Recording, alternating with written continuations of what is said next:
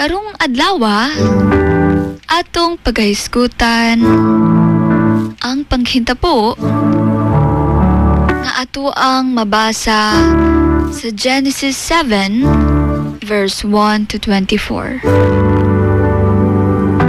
Gisugo sa Ginoo si Noah nga musulod sa arka uban sa iyahang pamilya tungod kay nakita siya nga matarong.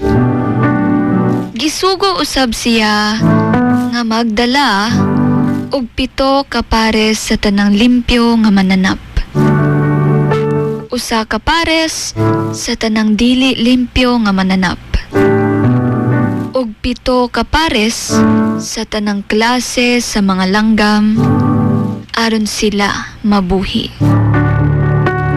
Human sa 7 ka adlaw, miabot ang lunop ug nag-ulan sulod sa 40 ka adlaw ug 40 ka gabi. Misaka ang tubig hangtod natabunan bisan ang labing taas nga bukid. Tanang butang nga adunay ginhawa namatay gawas ni Noah, iyang pamilya ug tanang mananap nga uban niya sa arka. Ang tubig nagpuno sa yuta sulod sa 150 ka mga adlaw.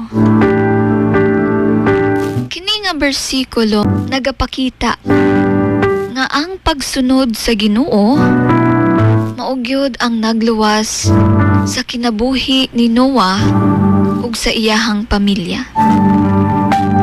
Bisan pa wala nakasabot ang uban sa gibuhat ni Noah, nagpadayon gihapon siya sa pagtuman sa sugo sa Ginoo. Kini nagapahinumdum natong tanan nga ang pagsalig ug pagkamatinumanon sa Ginoo magdala ka nato sa kaluwasan bisan sa pinakadakong katalagman.